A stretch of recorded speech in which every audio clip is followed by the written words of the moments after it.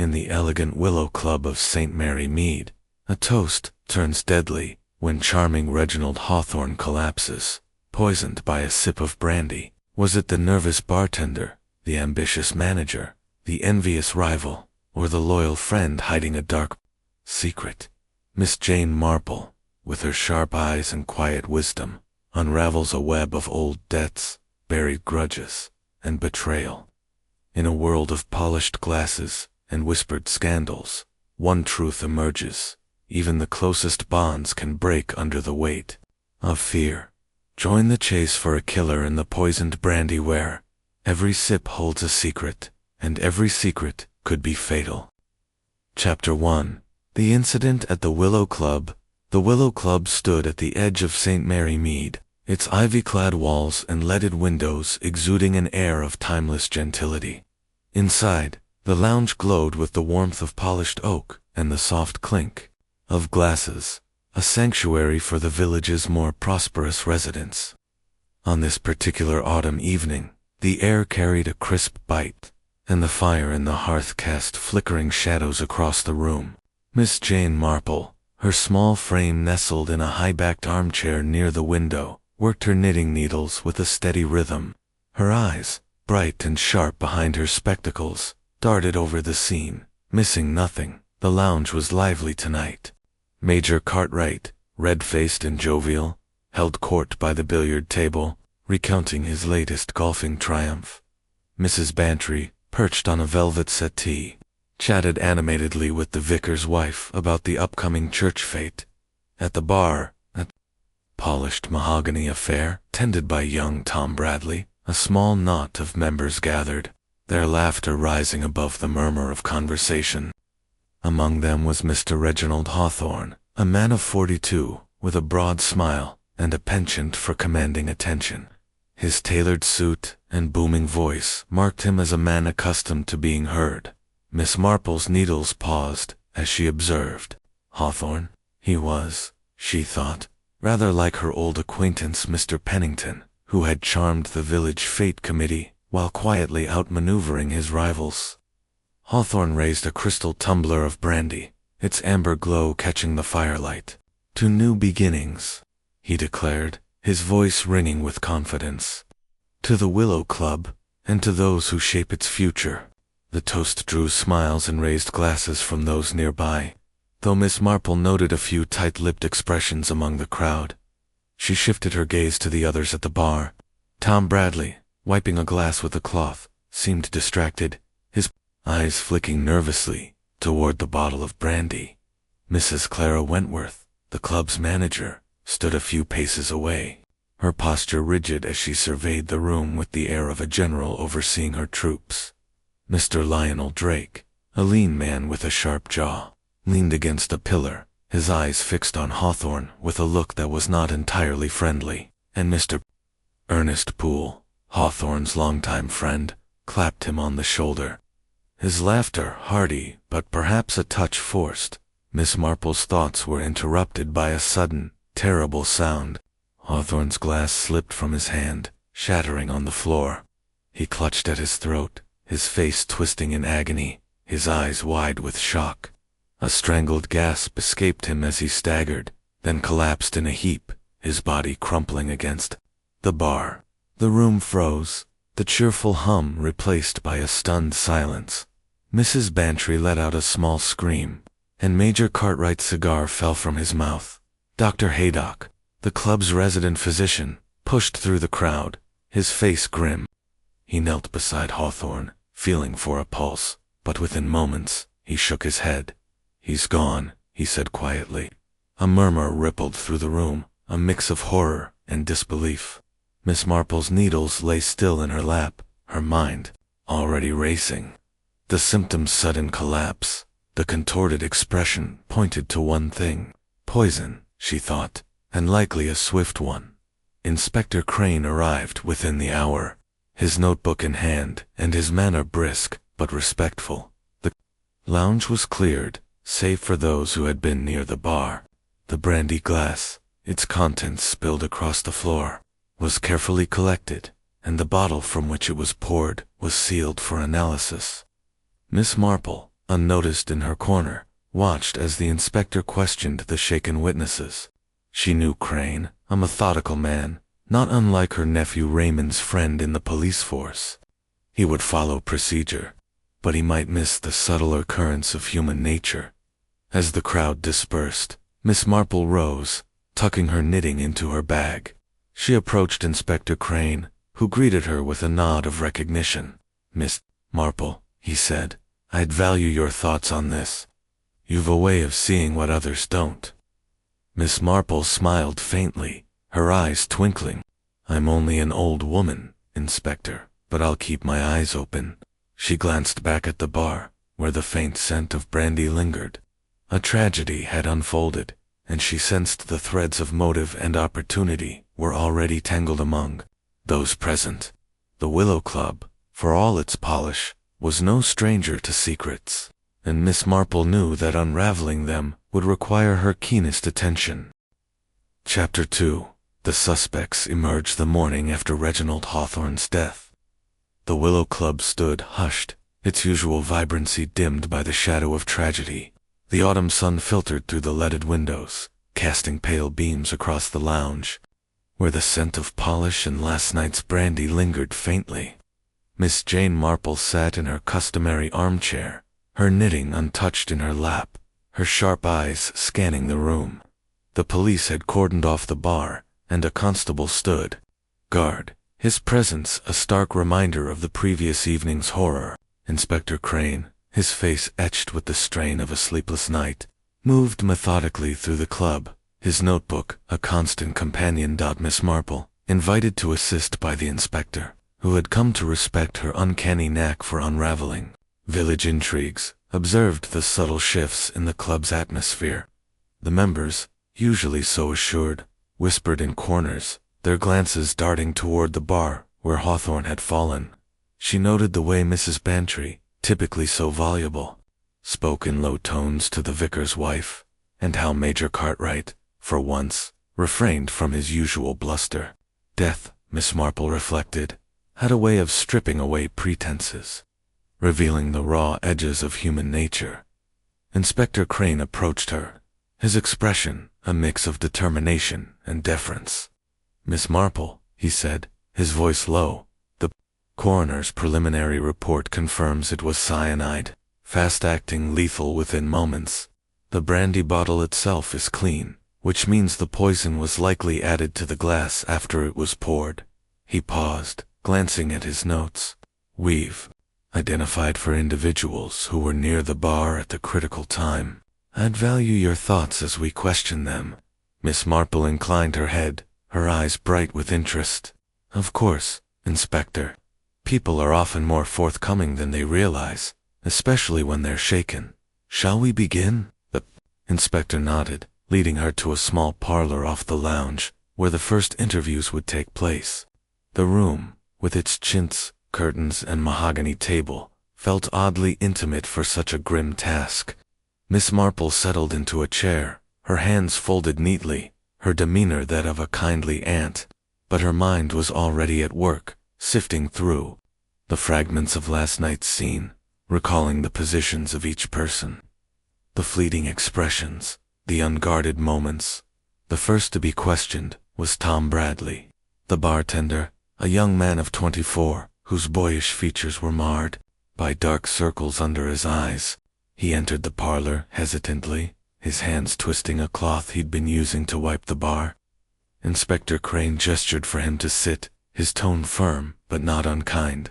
"Mr. Bradley, you poured Mr. Hawthorne's brandy last night. Tell us exactly what happened." Tom swallowed, his Adam's apple bobbing. "It was a busy night, sir. Mr. Hawthorne came to the bar around 9, same as he always did. He asked for his usual Courvoisier in his special glass. He was particular about it, always wanted the same one, a heavy crystal tumbler with a chip on the rim. I poured it from the bottle, set it on the counter, and that's all." His voice faltered, and he looked down, his fingers tightening on the cloth. Miss Marple leaned forward slightly, her voice gentle. "And was anyone else near the bar when you poured the drink, Tom? It's such a busy place, isn't it?" people coming and going. Tom's eyes flicked up, meeting hers briefly, before dropping again. Well, yes, miss. Mr. Poole was there, talking to Mr. Hawthorne. They were laughing about something, I don't know what. Mr. Drake passed by, but he didn't stop, just gave Mr. Hawthorne a look.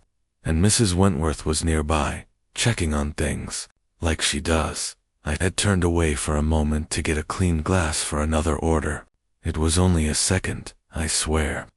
Miss Marple nodded, her expression encouraging. A second is often enough, isn't it? For someone to act, if they were quick. She paused, watching his reaction. Tom's face flushed, and he shook his head, vigorously. I didn't do anything, miss. I just poured the drink. I liked Mr. Hawthorne. He tipped well, always had a kind word. His voice cracked, and he looked pleadingly at Inspector Crane. You've got to believe me. The inspector made a note, his face impassive. We'll need to check your movements, Mr. Bradley. Any reason someone might want to frame you? Tom's eyes widened. Frame me? No, sir. I'm just the bartender. I keep my head down, do my job.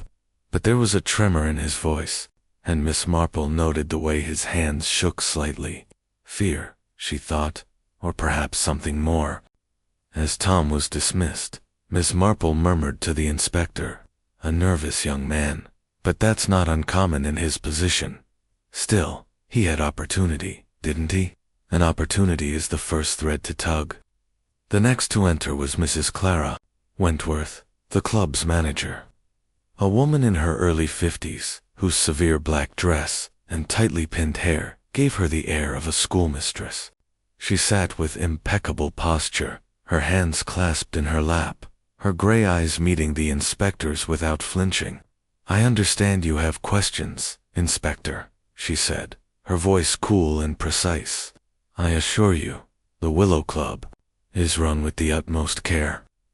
This tragedy is as shocking to me as to anyone. Inspector Crane consulted his notes. Mrs. Wentworth, you were near the bar all evening, overseeing operations. Did you notice anything unusual? Anyone lingering? Near Mr. Hawthorne's glass. Mrs. Wentworth's lips pressed into a thin line. The lounge was crowded. Inspector, I was ensuring the staff were performing their duties. Mr. Hawthorne was at the bar, as were several others. I saw Tom pour the brandy, and I noticed Mr. Poole and Mr. Drake nearby, but I was not watching every moment. My attention was on the entire room. Miss Marple tilted her head, her voice soft but probing. You must see so much, Mrs. Wentworth, managing such a lively place. Mr. Hawthorne was quite prominent, wasn't he? Always at the center of things. Some might say he was demanding. Mrs. Wentworth's eyes narrowed slightly, but her tone remained even. Mr. Hawthorne was a valued member, but yes, he could be particular. He liked things done his way, his brandy, his table, his influence on the club's decisions. It's my job to accommodate such members, not to resent them. Miss Marple smiled faintly. In the board position, there's been talk, hasn't there, about your own interest in it? Such a role would suit a woman of your capabilities. A flicker of irritation crossed Mrs. Wentworth's face, quickly masked. I am content with my current responsibilities. Miss Marple, the board is not my concern. My focus is on the club's reputation, which this incident threatens. She rose, smoothing her dress. If there's nothing else, I have duties to attend to. As she left, Miss Marple exchanged a glance with Inspector Crane. A formidable woman, she said quietly. Ambitious, perhaps, but careful. She sees everything, yet claims to have seen nothing. Curious, don't you think? The third suspect, Mr. Lionel Drake, strode into the parlor with the air of a man accustomed to commanding attention, though his sharp features were drawn with tension. His dark suit was impeccably tailored, but his tie was slightly askew. A detail Miss Marple noted with interest. He sat heavily, crossing his arms. This is absurd, he began, His voice edged with irritation. "I had nothing to do with Hawthorne's death. The man was a nuisance, but I'm no murderer." Inspector Crane raised an eyebrow. "A nuisance, Mr. Drake? You and Mr. Hawthorne were rivals for the club's board position, were you not? Witnesses say you argued with him last week, quite publicly." Drake's jaw tightened. "Yes, we argued." Hawthorne thought he could waltz into the board seat with his charm and his connections. He was insufferable, always throwing his weight around. But I didn't kill him. I was nowhere near his glass when it was poured. Miss Marple's eyes twinkled behind her spectacles. "You passed by the bar, though, didn't you, Mr. Drake? Just before the toast. And you were seen looking at Mr. Hawthorne. Not a friendly look, I gather." Drake's face reddened. "Club gossip." "Yes, I passed by. I was on my way to the smoking room. I glanced at Hawthorne because he was making a spectacle, as usual. But I didn't touch his drink, and I didn't poison him." He leaned forward, his voice dropping. "If you're looking for someone with a grudge, talk to Poole. He and Hawthorne were thick as thieves, but even friends fall out." Miss Marple's expression remained serene, but her mind catalogued his words. "Thank you, Mr. Drake. It's so helpful to hear everyone's perspective. People do reveal themselves, don't they, in the heat of the moment." As Drake left, his footsteps heavy on the parquet floor, Miss Marple turned to the inspector. "A man with a temper," she mused, "and envy is a powerful motive. But he's right about one thing: friendships can hide their own secrets." The final suspect, Mr. Ernest Poole, entered with a weary air, his round face pale, and his eyes red-rimmed. He was a portly man in his late 40s, his tweed jacket rumpled, his usual joviality replaced by a somber demeanor. He sank into the chair, rubbing his hands together. "I still can't believe it," he said, his voice thick with emotion. "Reginald was my friend for 20 years. We met at Oxford, shared so many memories. Who would do this to him, Inspector?" Crane's tone was measured. "Mr. Poole, you were at the bar with Mr. Hawthorne just before he drank the brandy. Did you see anyone tamper with his glass?" Poole shook his head, his eyes distant. "No, Inspector. It was a normal evening. Reginald was in high spirits, talking about the board election. Tom poured the drink, and I was standing right there, joking with him about his grand toast. I didn't see anything unusual. Mrs. Wentworth was hovering, as always, and Drake walked by, looking like he'd swallowed a lemon, but that's all." Miss Marple leaned forward, her voice soft as velvet. "It must be so difficult, Mr. Poole, losing such a dear friend. You and Mr. Hawthorne were very close, weren't you? Though I suppose even old friends have their disagreements." Poole's hand stilled, and he looked at her, his expression guarded. "We had our moments, like anyone, but nothing serious. Reginald was, well, he could be overbearing, but I didn't mind. He was a good man at heart." Miss Marple nodded, her eyes lingering on his hands, which had begun to fidget again. "Of course, it's just that old friendships are so fascinating, aren't they? They carry such history, such complexities." As Poole was dismissed, Miss Marple sat back, her mind turning over the morning's interviews. Each suspect had opportunity, each had a connection to Hawthorne, and each, she suspected, was hiding something. Tom's nervousness, Mrs. ambition, Drake's envy, Poole's grief, all were threads in a tapestry she was only beginning to unravel. She thought of a case, years ago, in St. Mary Mead, where a quiet grocer had poisoned his partner over a long festering grudge. People, she knew, were rarely what they seemed. Inspector Crane closed his notebook with a sigh.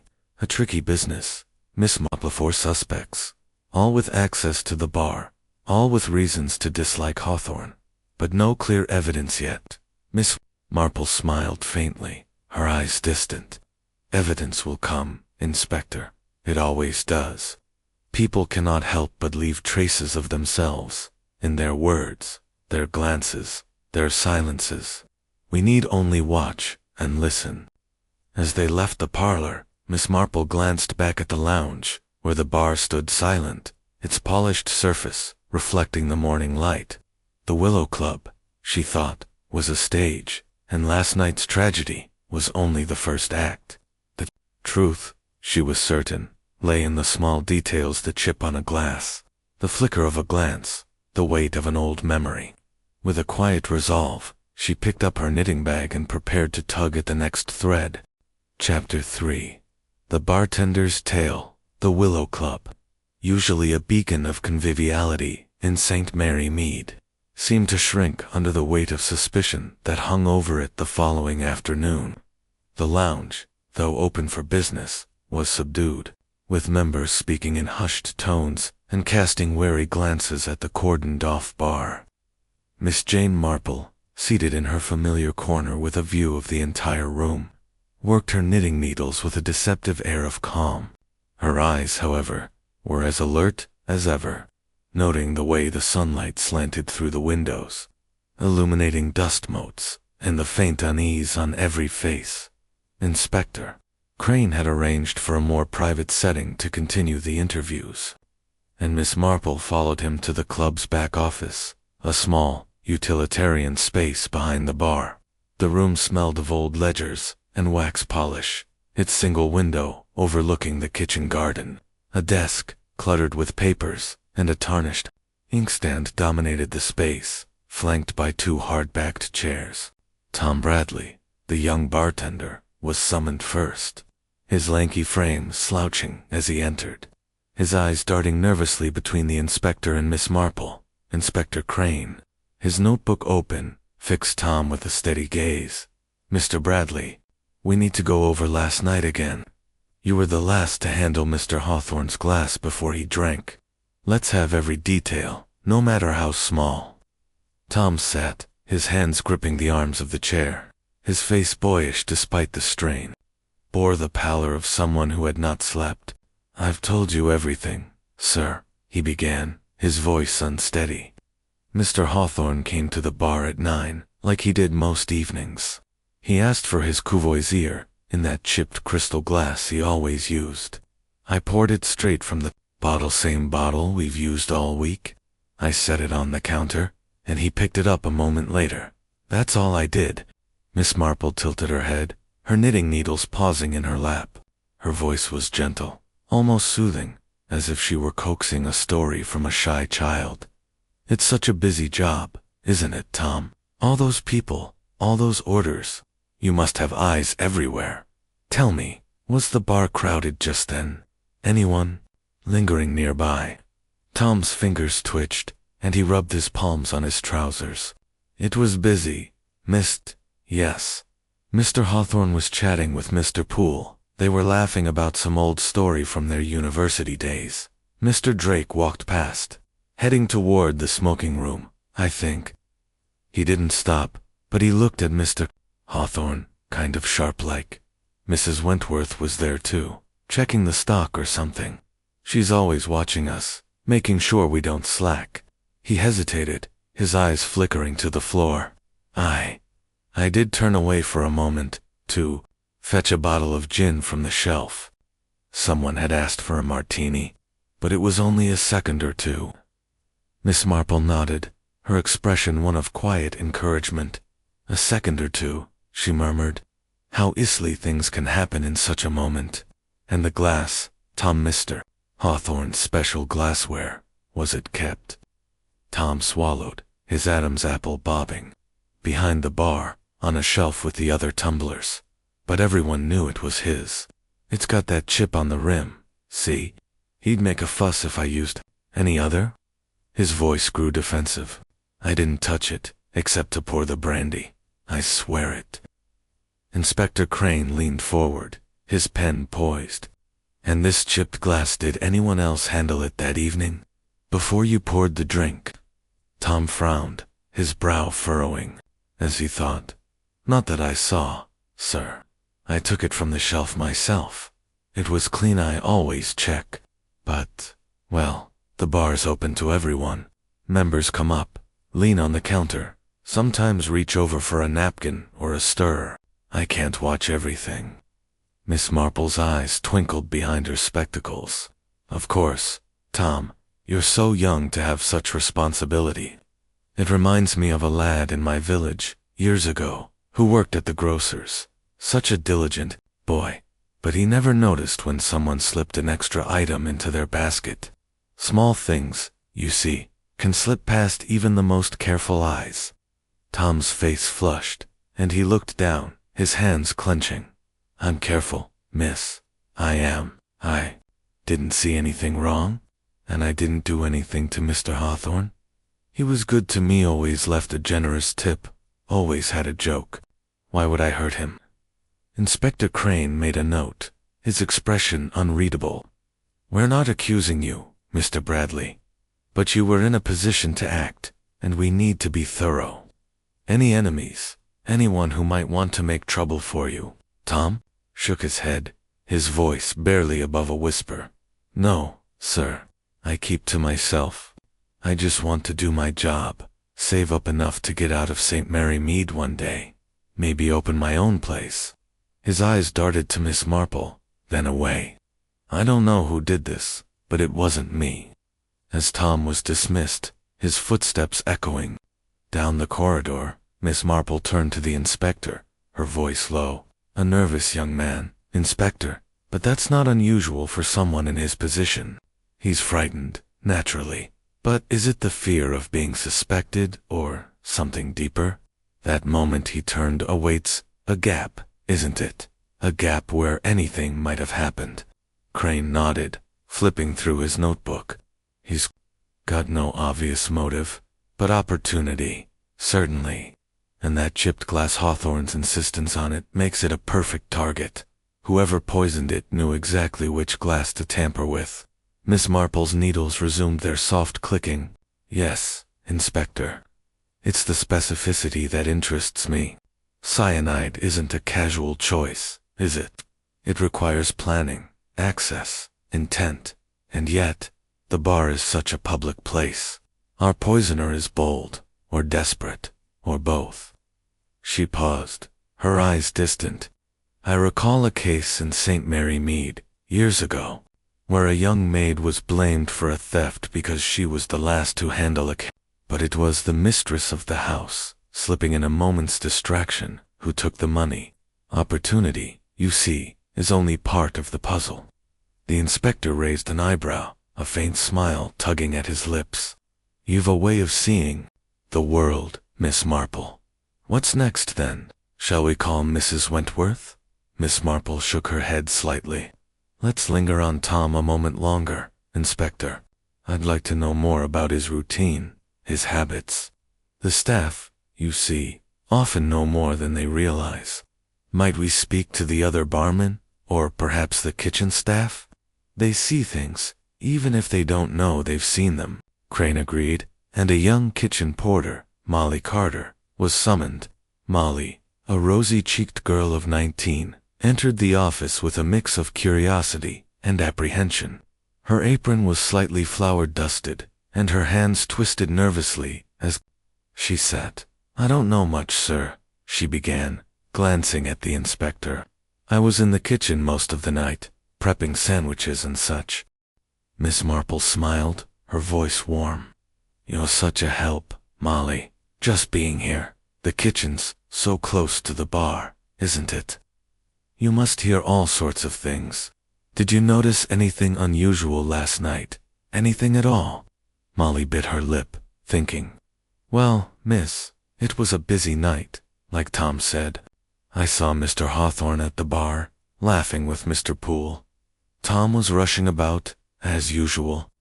I did see Mr. Drake come through the service door once, though, about half an hour before. Before it happened, he looked cross, but he often does.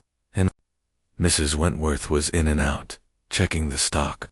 She's particular about the bar, says it's the heart of the club.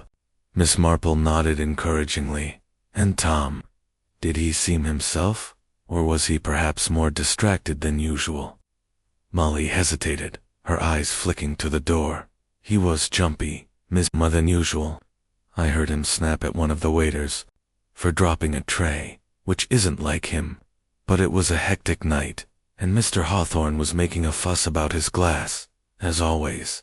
Inspector Crane leaned forward. "Jumpy, you say? Did you see anyone near the bar who shouldn't have been there? Anyone handling the glasses?" Molly shook her head. "Not really, sir. The bar's open to everyone, you know. Members come up, lean over, sometimes grab things themselves if Tom's busy. I didn't see anything odd, but I wasn't watching the whole time." As Molly was dismissed, Miss Marple turned to the inspector, her expression thoughtful. "Hey, busy bar? A distracted bartender? A specific glass? It's a clever setup, isn't it?"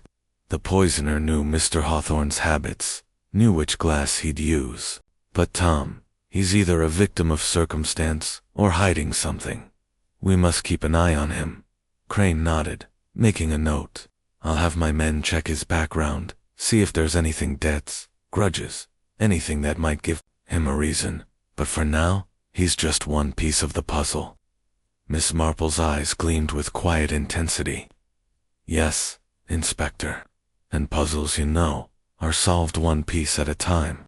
Tom's nervousness, the chipped glass, the crowded bar, they're all pieces. We must find how they fit, and who placed them there." As they prepared to call the next suspect, Miss Marple's thoughts drifted to her village, to the countless small dramas she had witnessed. People she knew were much the same, everywhere driven by love, fear, envy, or greed. Tom Bradley, with his trembling hands and earnest denials, was a young man caught in a web, whether he was a spider or a fly. She was not yet certain, but she would watch, and listen, and wait for the truth to reveal itself. Chapter 4. The manager's authority. The late afternoon light filtered through the Willow Club's library, casting long shadows across the rows of leather-bound volumes and the gleaming parquet floor. The room, with its high ceilings and heavy drapes, exuded a quiet dignity, a stark contrast to the unease that had settled over the club since Reginald Hawthorne's death. Miss Jane Marple, seated in a plush armchair by a tall window, adjusted her shawl and opened her knitting bag, though her needles remained idle. Her keen eyes, bright behind her spectacles, followed the movements of the few members who lingered, their hushed conversations punctuated by nervous glances. Toward the door, Inspector Crane had chosen the library for the next interview, deeming it a more suitable setting for Mrs. Clara Wentworth, the club's formidable manager. The decision, Miss Marple thought, was apt. The library's air of authority mirrored Mrs. Wentworth's own. As she waited, Miss Marple's mind sifted through the morning's revelations. Tom Bradley's nervous demeanor, the chipped glass, the fleeting opportunity at the crowded bar.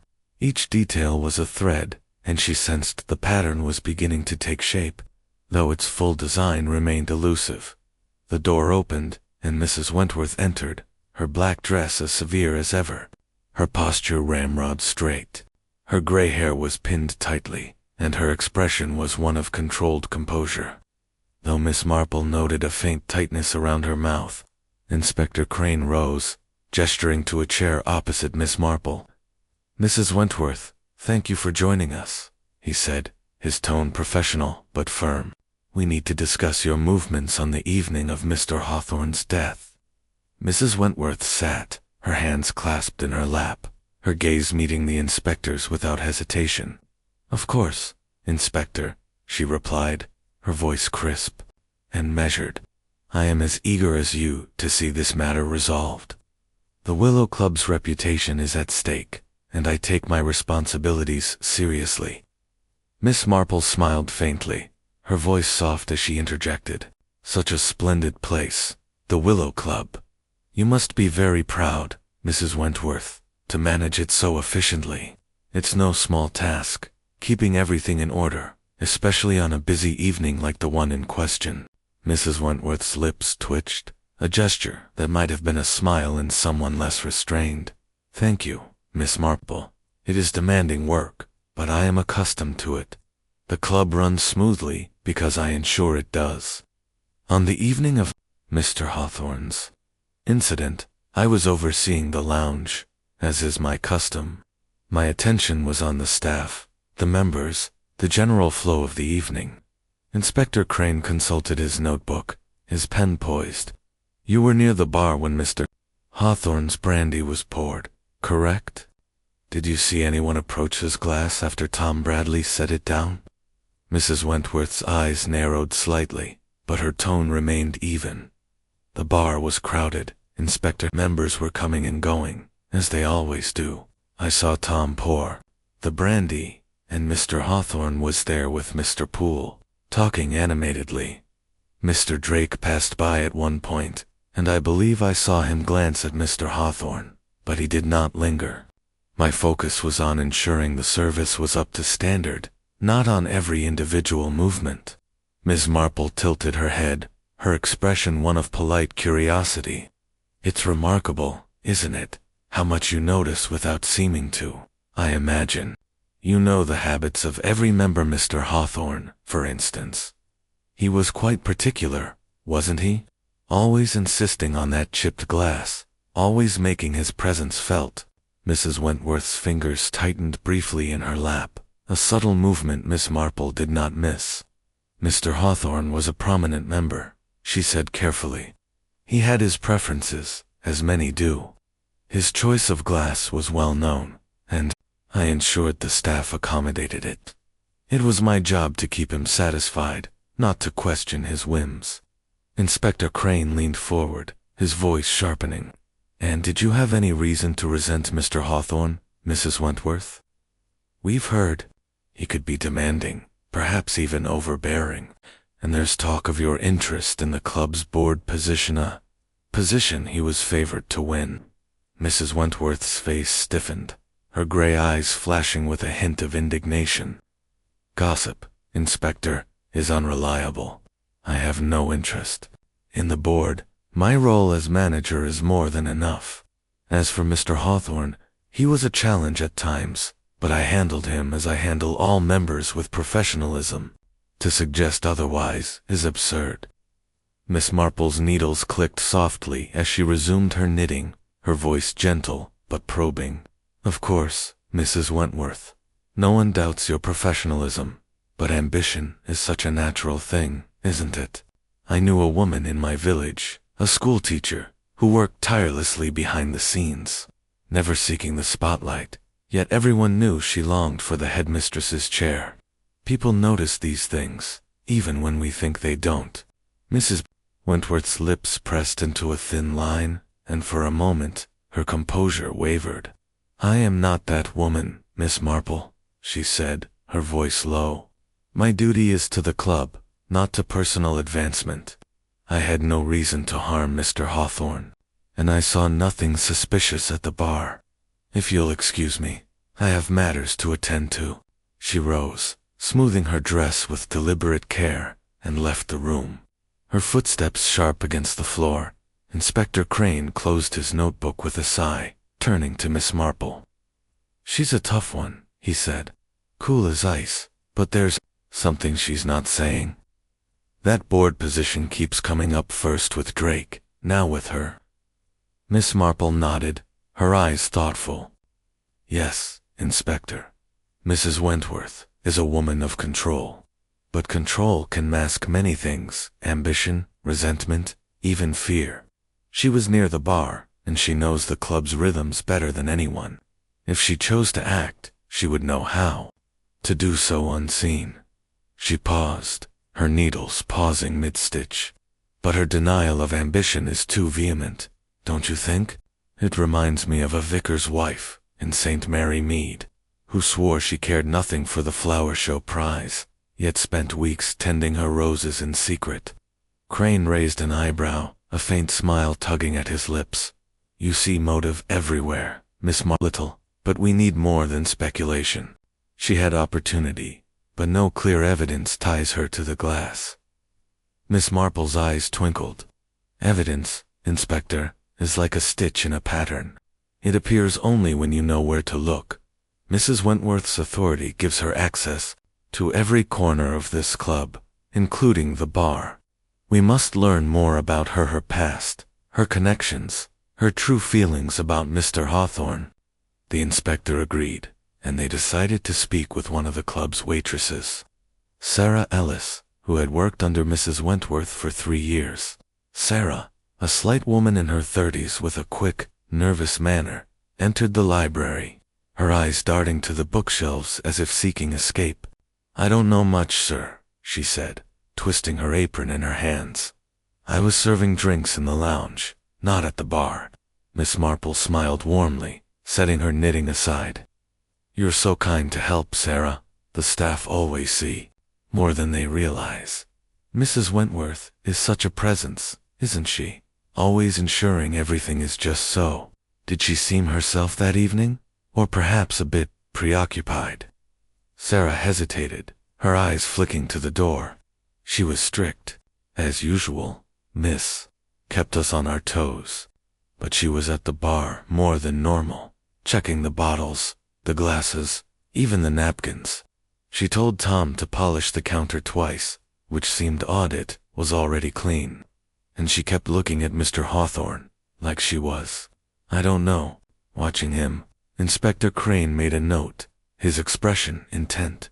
Watching him. Did she speak to him, or go near his glass? Sarah shook her head. "Not that I saw, sir. She was just there, hovering. She's always particular, but that night, she was sharper, like she was on edge. I heard her mutter something about standard slipping, but I don't know what she meant." Miss Marple leaned forward, her voice soft. "In the board position, Sarah. There's been talk among the staff, hasn't there, about Mrs. Wentworth's hopes for it?" Sarah's cheeks flushed, and she lowered her voice. "Some of the girls say she wants it. Miss Day say she's tired of managing, wants more, say, in how the clubs run, but she never talks about it herself. She's too proper for that." As Sarah was dismissed, Miss Marple turned to the inspector, her expression grave. Mrs. Wentworth's presence at the bar was more than routine, wasn't it? She was watching, waiting, perhaps ensuring something or preventing it. And that muttered comment about standards, it could mean many things. Crane nodded, his brow furrowed. "She's hiding something, but what? We'll dig into her background, see if there's any history with Hawthorne beyond the club. For now, she's as much a suspect as the others." Miss Marple's needles resumed their rhythm, her mind turning over the new details. Mrs. Wentworth's authority, her proximity to the bar, her veiled ambition, they were all pieces of a puzzle, but the picture was still unclear. She thought of a seamstress in St. Mary Mead, who had ruled her shop with an iron hand, yet harbored a secret grudge against a rival. People, Miss Marple knew, could hide their true selves behind a mask of duty, but the mask always slipped, if one watched closely enough. As she and the inspector prepared to call the next suspect, she resolved to keep her eyes on Mrs. Wentworth, certain that the manager's composure held the key to another thread in the tangled web of the Willow Club. Chapter 5. The rivals grudged the Willow Club's smoking room, with its dark paneling and heavy leather armchairs, carried the faint scent of tobacco and aged whiskey, a haven for the club's more contemplative members. On this overcast afternoon, the room was nearly empty, save for a lone figure by the window, staring out at the drizzle that streaked the glass. Miss Jane Marple, seated in a corner with her knitting bag at her side, observed the scene with her usual quiet attentiveness. The gloom outside seemed to mirror the mood within the club, where the shock of Reginald Hawthorne's death lingered like a persistent fog. Inspector Crane had chosen the smoking room for the interview with Mr. Lionel Drake, deeming its masculine atmosphere appropriate for a man known for his sharp temper and sharper ambition. Miss Marple, her needles idle for the moment, reflected on the threads she had gathered thus far. Tom Bradley's nervous distraction, Mrs. Wentworth's controlled demeanor, the chipped glass that marked Hawthorne's fatal drink. Each suspect was a study in contrasts, and now, as they prepared to question Drake, she sensed the pattern of the crime was growing clearer, though its heart remained elusive. The door swung open, and Lionel Drake entered, his lean frame taut with barely concealed irritation, His dark suit was impeccable, but his tie, slightly loosened, betrayed a restlessness that Miss Marple noted with interest. He sat heavily in an armchair, crossing his arms, his sharp jaw set in a defiant line. "This is a waste of time, Inspector," he began, his voice clipped and edged with scorn. "I've told you, I had nothing to do with Hawthorne's death. Must we go through this charade again?" Inspector Crane, unfazed, opened his notebook, his expression calm but resolute. "Mr. Drake, we're piecing together a puzzle, and your part in it is significant. You were seen near the bar just before Mr. Hawthorne's toast, and your rivalry with him over the club's board position is no secret. Let's start with your movements that evening." Drake's eyes narrowed, but he leaned back, his fingers drumming on the armrest. "I was in the lounge, like everyone else. I passed by the bar on my way to this very room, hardly a crime. Hawthorne was at the bar, making his usual spectacle, toasting himself as if he'd already won the board seat. I didn't stop, didn't speak to him, didn't touch his blasted glass."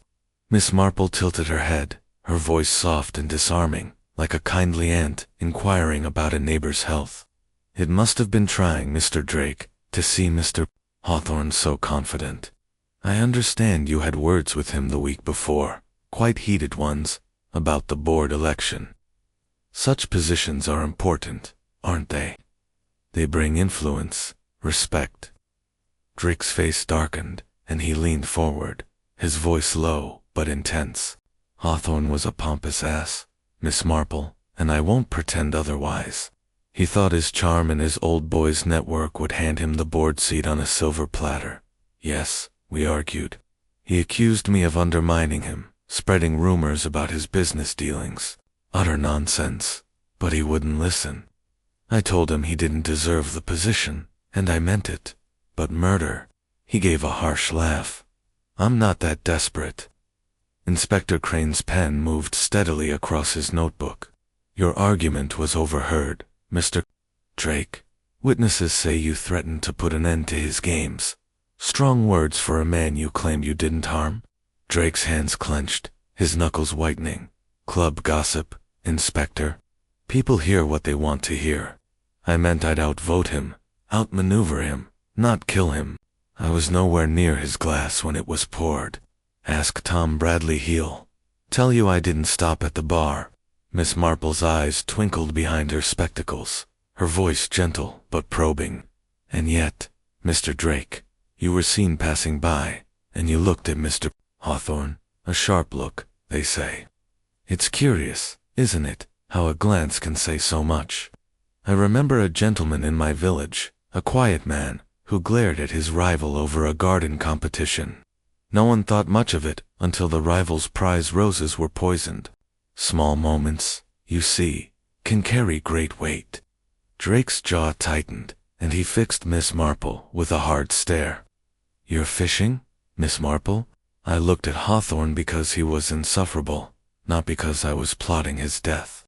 If you want a suspect, look at Poole. He and Hawthorne were close, but even friends have their breaking points. Or ask Mrs. Wentworth, she's got her own reasons to want Hawthorne out of the way." Inspector Crane raised an eyebrow, his voice steady. "And what reasons would those be, Mr. Drake? You seem to know a great deal about the club's undercurrents." Drake hesitated, then shrugged, his tone bitter.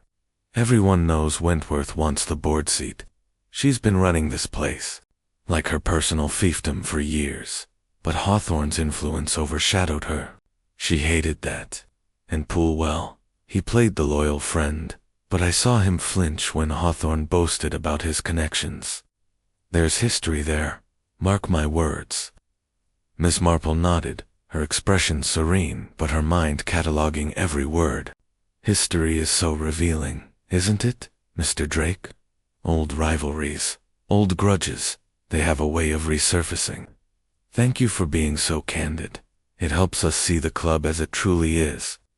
As Drake rose to leave, his movements brusque, Miss Marple exchanged a glance with Inspector Crane. "A man with a temper," she murmured, "and a grudge as sharp as his tongue. Envy is a powerful force, Inspector, But is it enough to drive him to murder? Crane closed his notebook, his brow furrowed. He's got motive, no question. Hawthorne was a thorn in his side, and that board seat meant everything to him. But his story holds for now. He passed the bar, didn't stop, didn't touch the glass. We need something concrete. Miss Marple's needles clicked softly as she resumed her knitting. Concrete evidence will come, Inspector. It always does. But Mr. Drake's anger is a clue in itself. He points to others' pool, Mrs. Wentworth, to deflect suspicion. It's a common tactic, but it tells us he's afraid of something. The inspector nodded, then called for one of the club's porters, James Reed, who had been working the lounge that evening. James, a wiry man in his late 20s with a quick, observant gaze, entered the smoking room, his cap in hand. "I don't know much, sir," he said, his voice respectful but cautious. "I was carrying trays, keeping the tables clear." Miss Marple smiled warmly, setting her knitting aside. "You're a great help, James. The staff sees so much, don't they? Mr. Drake was in the lounge that night, wasn't he? Did you notice? Him near the bar, perhaps, or acting in any way that struck you as unusual?" James shifted his weight, his eyes thoughtful. "Mr. Drake was about, miss, same as always. He's not one for small talk, keeps to himself mostly. I saw him pass the bar just before Mr. Hawthorne's toast, like he said. He didn't stop, but he did slow down, looked at Mr. Hawthorne and Mr. Poole. His face was, well, sour, like he'd tasted something bad. But then he kept going to the smoking room." Inspector Crane leaned forward, his pen poised. "And did you see him near the bar earlier in the evening? Or handling anything, glasses, bottles, anything at all?" James shook his head. "Not that I noticed, sir. The bar was Tom's domain, and Mrs. Wentworth was keeping an eye on things. Mr. Drake was mostly in the lounge, talking with some of the other members about the board election. He was loud about it, saying Hawthorne didn't have the right experience. Got a few nods, but some folks looked uncomfortable." Miss Marple's eyes gleamed with interest. "Uncomfortable, you say? It's fascinating, isn't it, how people react to such talk? Did Mr. Drake seem particularly upset that evening? More so than usual?" James nodded slowly. "Aye, miss. He was wound up tighter than usual. Kept pacing, muttering about fairness and entitlement. I heard him say something to Mr. Poole about Hawthorne's dirty tricks, but I didn't catch the rest." As James was dismissed, Miss Marple turned to the inspector, her voice low. "Mr. Drake's anger runs deep, doesn't it? And his attempt to shift blame to Poole and Mrs. Wentworth is telling. He's not just defending himself, he's sowing doubt. It reminds me of a farmer in St. Mary Mead who accused his neighbor of stealing livestock, only to be found hiding the animals himself. Deflection is a sign of guilt, or at least fear." Crane rubbed his chin, his expression thoughtful.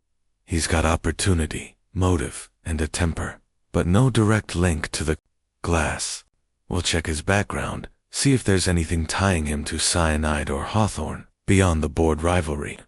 Miss Marple's needles moved rhythmically, her mind weaving the new details into the tapestry of the case. Lionel Drake's bitterness, his pointed accusations, his fleeting presence at the bar, they were all threads, vibrant with possibility. She thought of the rivalries that simmered beneath the surface of every village, every club, every human heart. Drake, she sensed, was a man driven by pride, but whether that pride had led him to murder remained to be seen. As she and the inspector prepared to move on to the next suspect, Miss Marple resolved to watch for the next slip, the next unguarded moment that would bring the truth closer to light. Chapter 6. The friend's loyalty. The soft glow of lamplight bathed Miss Jane Marple's cottage in St. Mary Mead, casting a cozy warmth over the chintz curtains and the polished oak table where she sat with a tray of tea. The drizzle had ceased, leaving the air fresh and the garden beyond her window glistening with moisture. She had invited Mr. Ernest Poole for tea, a setting she preferred for its disarming intimacy. Far removed from the formal confines of the Willow Club, her knitting lay on the table, a quiet prop as she prepared to unravel the next thread in the mystery of Reginald Hawthorne's death. Ernest Poole arrived promptly, his portly frame filling the doorway, his tweed jacket slightly damp from the walk. His round face, usually jovial, was etched with grief, and his eyes red-rimmed, betrayed sleepless nights. He settled heavily into the armchair Miss Marple offered, accepting a cup of tea with a murmured thanks. "It's kind of you to invite me, Miss Marple," he said, his voice thick. "I'm still reeling. Reginald was. He was like a brother to me." Miss Marple's expression was one of gentle sympathy, her eyes soft but watchful. "It's a terrible loss, Mr. Poole. I can see how deeply it affects you. Old friendships are so precious, aren't they? Like the roses in my garden, beautiful, but needing care to thrive." She poured herself a cup, her movements deliberate. "Tell me about your friendship with Mr. Hawthorne. You knew him so well, didn't you?" Poole nodded, cradling his teacup. "Since Oxford, Miss Marple, 20 years and more. We were young fools together, chasing dreams, sharing laughs. Reginald had a way about him, bold, charming, always the center of things. He could light up a room, but he could also, well, rub people the wrong way." He smiled faintly, then his face clouded. "I never thought it would end like this." Inspector Crane, who had joined them at Miss Marple's request, sat quietly, his notebook discreetly tucked away. He leaned forward now, his tone measured. "Mr. Poole, you were at the bar with Mr. Hawthorne just before he drank the brandy. You were joking with him, witnesses say. Did you notice anything unusual, anyone near his glass, perhaps?" Poole shook his head, his eyes distant. "It was just another evening, Inspector. The lounge was buzzing. Tom was pouring drinks. Reginald was in high spirits, planning his toast. I was teasing him about his flair for the dramatic. Mrs. Wentworth was nearby, fussing over the bar, and I saw Drake pass by, looking like he'd swallowed a wasp. But the glass, I didn't see anyone touch it. Reginald picked it up himself, right after Tom set it down." Miss Marple sipped her tea, her voice soft as a breeze. "It must have been such a lively moment, Mr. Poole, with so much going on. You and Mr. Hawthorne shared such a history, Oxford, you said. I imagine there were many memories, perhaps some old rivalries or secrets between you." Her tone was light, but her eyes were sharp, catching the slight stiffening of Poole's shoulders. Poole's fingers tightened on his cup, and he gave a small laugh, though it lacked warmth. "Rivalries. Oh, we had our spats, like any friends. Nothing serious. Reginald was always the one to come out on top, better at cards, better with the ladies." He paused, his gaze dropping to the table. "There was a girl once, back at university, but that was ages ago. Water under the bridge." Miss Marple tilted her head, her expression one of kindly interest. "How fascinating, Mr. Poole. Young men and their romances, it's the stuff of novels, isn't it? I knew a pair of brothers in my village, such good friends, but a sweetheart came between them, and the rift lingered for years. Old wounds, you see, can ache even when we think them healed." Poole's smile faltered, and he set his cup down with a clink. "It wasn't like that, Miss Marple. The girl chose Reginald, and I moved on. We laughed about it later. He was my friend, not my enemy." His voice held a note of insistence, and Miss Marple noted the way his hands, usually steady, now fidgeted with the edge of his saucer. Inspector Crane interjected, his tone calm but pointed. "Mr. Poole, you mentioned Mr. Hawthorne's high spirits. Was he talking about the board election? We've heard he was confident, perhaps even boastful, about his chances." Poole nodded, his expression tightening. "He was excited, yes. Kept saying the club needed fresh leadership, his leadership. He had big plans, new events, new members. Some thought he was too pushy, but that was just Reginald. He believed in himself. He paused, then added, Drake didn't like it, of course. Kept muttering about fairness. And Mrs. Wentworth.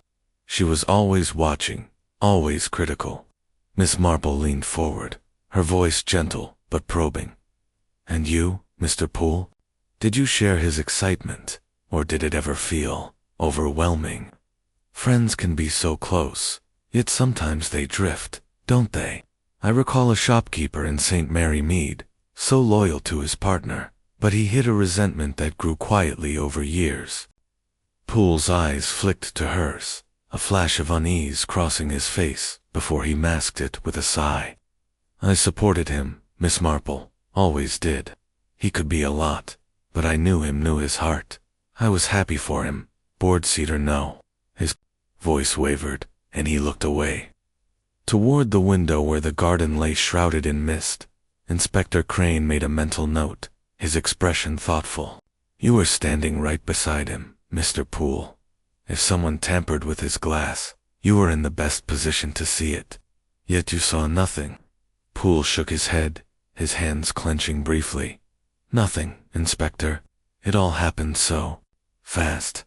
One moment we were laughing, the next. His voice broke, and he rubbed his eyes. I keep seeing him fall, over and over. I wish I'd noticed something, anything. Miss Marple's needles clicked softly as she resumed her knitting, her eyes never leaving Poole. It's so hard, isn't it, Mr. Poole, when we miss the signs? But sometimes the smallest things, a glance, a pause, tell us more than we realize. Thank you for sharing your memories. They help us see Mr. Hawthorne as he was. As Poole rose to leave, his movements slow and heavy, Miss Marple exchanged a glance with Inspector Crane. A grieving friend, she murmured, but grief can hide so much, can't it? His loyalty is touching, yet there's a shadow behind it. That girl from Oxford, water under the bridge, he says, but bridges can crumble with time. Crane nodded, his brow furrowed. He's shaken, no doubt, but his story's consistent. He was at the bar, had opportunity, but no clear motive. That old romance, do you think it's significant? Miss Marple's eyes twinkled. Everything is significant, Inspector, until it isn't. A broken heart confessed her, even after 20 years. We must learn more about Mr. Poole's past with Mr. Hawthorne. Old friends know each other's secrets, and secrets can be dangerous. To test her instincts, Miss Marple suggested speaking with one of the club's older members, Mrs. Evelyn Carter, who had known both men in their youth. Mrs. Carter, a sprightly widow with a sharp memory, arrived at the cottage an hour later, her eyes alight with curiosity.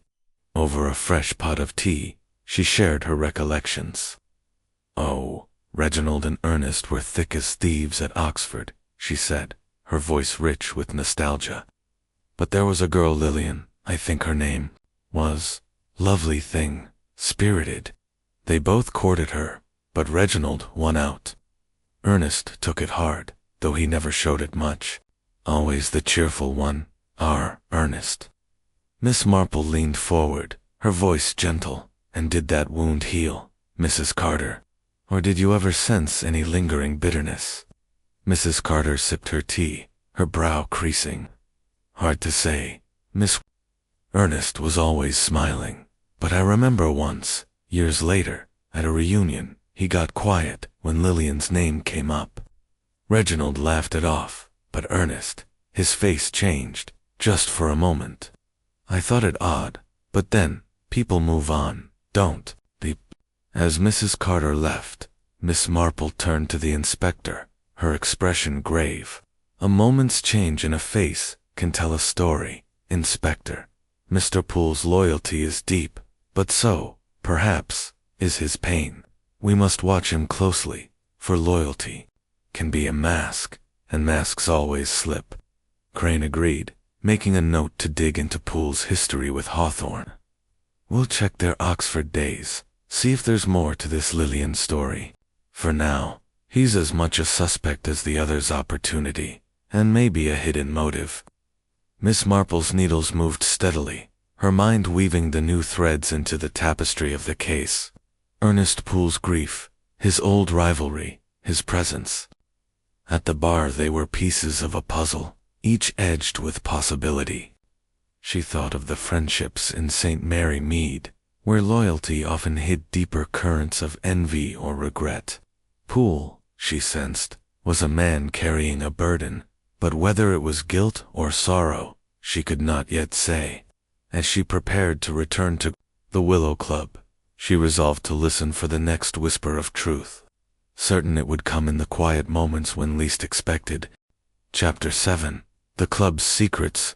The Willow Club, bathed in the soft glow of early evening, seemed to hold its breath as the investigation into Reginald Hawthorne's death deepened. The lounge, though open, was sparsely populated, its usual cheer replaced by a cautious murmur. Miss Jane Marple, seated in her familiar corner near the window, observed the scene with her characteristic acuity. Her knitting lay in her lap, a quiet pretense, as her sharp eyes followed the movements of the staff and the few members who dared to linger. The cordoned-off bar, now a silent monument to tragedy, drew glances like a magnet, each one tinged with unease.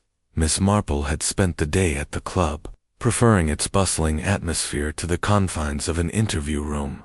She believed that secrets revealed themselves in the everyday, a glance, a hesitation, a whispered aside.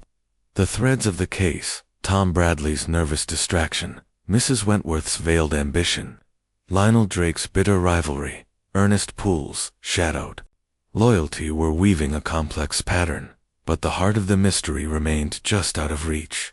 She sensed that the club itself, with its polished surfaces and hidden corners, held clues that no formal questioning could uncover. Inspector Crane joined her, his face etched with the wariness of a man grappling with too many questions and too few answers. "Miss Marple," he said, settling into a chair beside her, "we've gone over the statements again.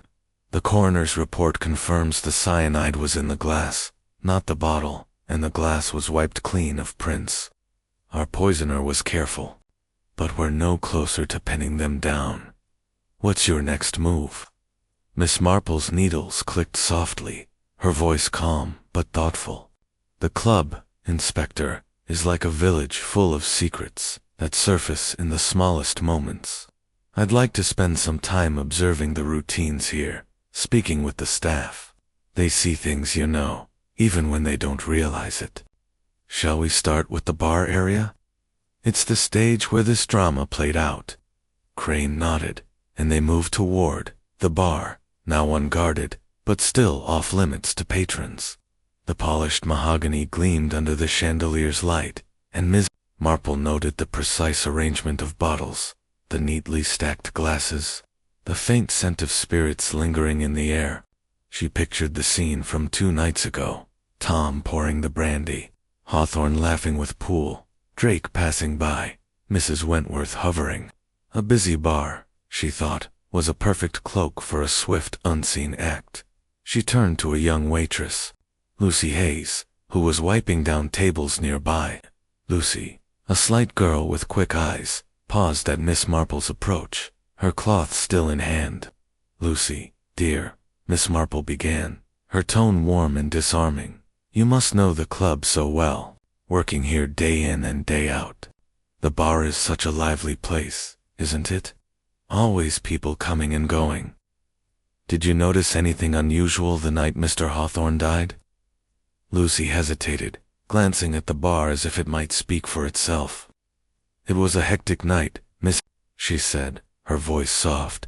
"The lounge was packed, and Tom was rushed off his feet. Mr. Hawthorne was at the bar, as usual, with Mr. Poole. They were joking. Loud as you please. I saw Mr. Drake walk by, looking cross, and Mrs. Wentworth was checking everything, like she always does. But nothing stood out, not really." Miss Marple smiled, her eyes encouraging. "It's the little things that matter, Lucy. Did anyone linger near the bar, perhaps, or touch the glasses when Tom wasn't looking?" Lucy frowned, thinking, "Well, Miss, It's hard to say. Members sometimes lean over the counter, grab a coaster or a napkin if Tom's busy. I didn't see anyone touch Mr. Hawthorne's glass, but, well, Mrs. Wentworth was there a lot, fussing over the stock, and Mr. Poole was right beside Mr. Hawthorne, so close he could have reached anything. Miss Marple nodded, her expression serene. Thank you, Lucy. It's so helpful to hear your perspective. It reminds me of a girl in my village who worked in a tea room and saw everything, even the things people thought they hid. As Lucy returned to her work, Inspector Crane raised an eyebrow. She confirms what we know. The bar was anyone could have slipped something into that glass in a moment's distraction. Miss Marple's eyes gleamed. Exactly, Inspector. And that chipped glass. Mr. Hawthorne's insistence on it made it a beacon for our poisoner, whoever did. This knew his habits intimately. We must learn more about the club's undercurrents, the grudges that simmer beneath the polish. They moved to the kitchen, a bustling space where the clatter of pots and the aroma of baking bread created a stark contrast to the lounge's elegance. Miss Marple spoke with the head cook, Mrs. Agnes Porter, a stout woman with flour-dusted hands and a no-nonsense demeanor. Mrs. Porter, Miss Marple began, her voice gentle. You and your staff are the heart of the club, aren't you? You must hear so much about the members. What was Mr. Hawthorne like, in your eyes? Mrs. Porter wiped her hands on her apron, her lips pursing. Mr. Hawthorne was a charmer, miss, but he had a sharp edge. Always wanted his sandwiches just so, and he'd send them back if they weren't perfect. He was generous with tips, mind you, but he liked to be in charge. Made some enemies, I reckon, with his big talk about the board. Miss Marple tilted her head, her tone curious. Enemies, you say? Did you hear any talk among the staff about Mr. Hawthorne, or perhaps about Mrs. Wentworth, Mr. Drake, or Mr. Poole? Mrs. Porter lowered her voice, glancing toward the kitchen door. Plenty of talk, miss. Mrs. Wentworth runs a tight ship, but she's got her sights set higher. Everyone knows she wants that board seat. Mr. Hawthorne's confidence ruffled her. I'd say Mr. Drake. Now, he's all fire and brimstone, always, muttering about Hawthorne's unfair advantages. And Mr. Poole. She hesitated, her eyes narrowing. He was Mr. Hawthorne's shadow, always laughing along, but lately he seemed quieter, like something was weighing on him. Miss Marple's needles paused, her eyes bright with interest. Quieter, you say? How fascinating. It's often the quiet ones who hold the deepest secrets, isn't it? I knew a baker in St. Mary Mead, such a cheerful man, but he carried a grudge against his partner for years, all hidden behind a smile. Mrs. Porter nodded, her expression grim. Miss, people hide things. Mr. Poole was always at Mr. Hawthorne's side, but I heard him once, in the corridor, saying something about debts unpaid. Didn't sound friendly, if you ask me. Inspector Crane made a note, his brow furrowed. Debts unpaid? That's new. Did you hear anything else, Mrs. Porter? Anything about cyanide or strange behavior that night? Mrs. Porter shook her head. Nothing about cyanide, sir. But that night, the kitchen was chaos, orders piling up, staff running about. I didn't see the bar, but I know Tom was flustered, and Mrs. Wentworth was in and out, checking on us. Mr. Poole came through once, looking for a glass of water, which was odd. He usually stayed in the lounge. As Mrs. Porter returned to her duties, Miss Marple turned to the inspector, her voice low. Debts unpaid, Inspector. A curious phrase, isn't it? It suggests a history between Mr. Poole and Mr. Hawthorne, something beyond their old romance. And his visit to the kitchen, an excuse, perhaps, to be near the bar. Crane nodded, his expression thoughtful. It's a lead. We'll look into their financial history, see if there's anything, loans, bets, old promises. And Mrs. Wentworth's constant presence at the bar is starting to look less like duty and more like vigilance. Miss Marple's needles resumed their rhythm, her mind turning over the new clues. The club's secrets were like the roots of her garden roses, hidden beneath the surface, but vital to the whole. Tom's distraction, Mrs. Wentworth's watchfulness, Drake's anger, Poole's quiet burden, each was a root, twisting toward the truth. She thought of a scandal in St. Mary Mead, where a trusted postman had poisoned a rival over a long-forgotten debt, his smile never faltering until the end. People, she knew, carried their pasts like shadows, and those shadows often cast long, dark lines. As they returned to the lounge, Miss Marple's eyes lingered on the bar, its polished surface, a silent witness to the crime. "The club knows more than it tells, Inspector," she murmured. "We must keep watching, keep listening. The truth is here, in the glances and whispers, waiting to be found." Crane agreed, his resolve firm. "We'll canvass the staff again, dig deeper into the suspects' histories. Something's bound to break." Miss Marple smiled faintly, her eyes distant. "It always does, Inspector. People cannot help but betray themselves, in the end," as she settled back into her chair. Her knitting needles clicking softly, she felt the pattern of the case tightening. Each new secret a stitch bringing the truth closer to light. Chapter 8. The motive unraveled. The soft glow of twilight filtered through the lace curtains of Miss Jane Marple's cottage, casting delicate patterns across the sitting room, where she sat with a cup of tea, cooling on the table. Her knitting, a half-finished scarf, lay beside her, but her hands were still, her mind wholly absorbed in the tangled threads of Reginald Hawthorne's murder. The Willow Club, with its polished surfaces and whispered secrets, had revealed much in the past days. Tom Bradley's nervous distraction, Mrs. Wentworth's veiled ambition, Lionel Drake's smoldering envy, and Ernest Poole's shadowed loyalty. Yet the heart of the crime, the motive that drove a hand to slip cyanide into a chipped glass, remained elusive, like a shadow flitting just beyond reach. Inspector Crane had telephoned earlier, his voice brisk with new information. The coroner's final report had confirmed the cyanide's potency, a lethal dose. Acting within seconds, administered directly into Hawthorne's brandy glass. The absence of fingerprints suggested a careful hand, and the club's open bar offered too many opportunities to pinpoint one suspect. Miss Marple, sipping her tea, reflected on the pattern forming in her mind. Each suspect had opportunity, each had a connection to Hawthorne, but motive, she knew, was the key that would unlock the truth. She thought of Ernest Poole, whose grief seemed so genuine, yet tinged with an undercurrent of unease. His mention of water under the bridge regarding an old romance had struck her as too dismissive, and Mrs. Porter's remark about debts unpaid lingered, like a discordant note. Miss Marple recalled a case in St. Mary Mead, where a jovial butcher had poisoned his partner over a betrayal from their youth, his smile masking a grudge that festered for decades. Human nature, she mused, was a garden of hidden thorns, and Poole's loyalty might conceal such a thorn. Determined to test her instincts, Miss Marple had made a discreet call to an old friend, Miss Clara Hartley, a retired governess with connections to Oxford's academic circles. Miss Hartley, with her encyclopedic memory for gossip, had promised to inquire about Poole and Hawthorne's university days. Her response arrived that afternoon, delivered by a breathless village postman. Miss Marple opened the letter, her eyes scanning the neat handwriting.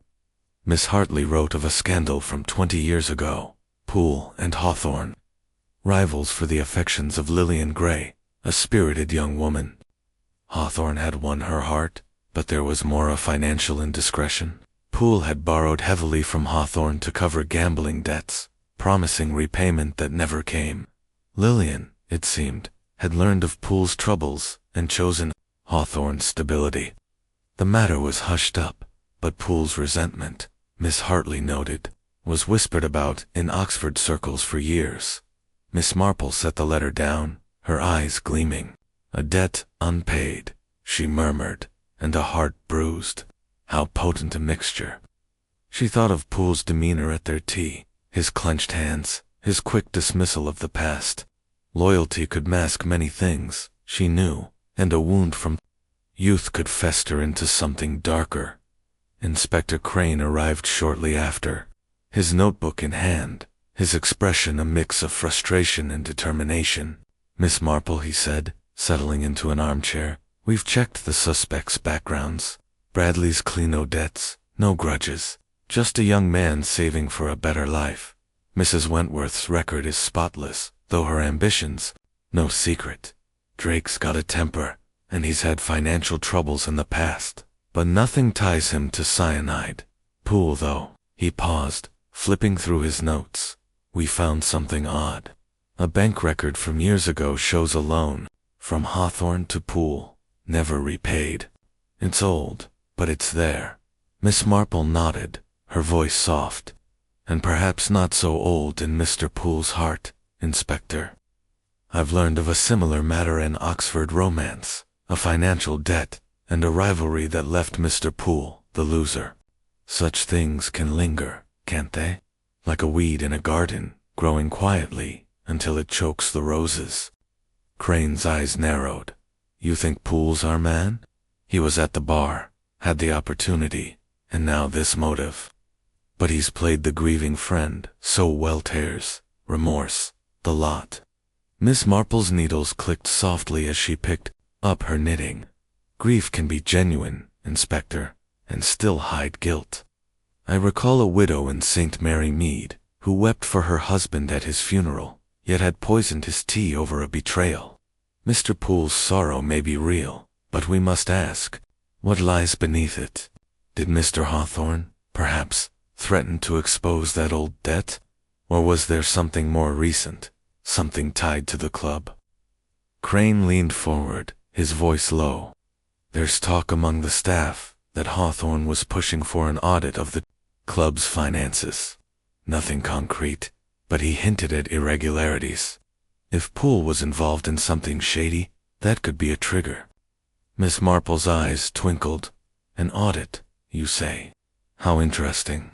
A man like Mr. Hawthorne, so confident, might use such knowledge to secure his board position or to settle old scores. We must learn more about Mr. Poole's recent dealings. With him, perhaps another conversation with the staff, someone who overheard their private moments."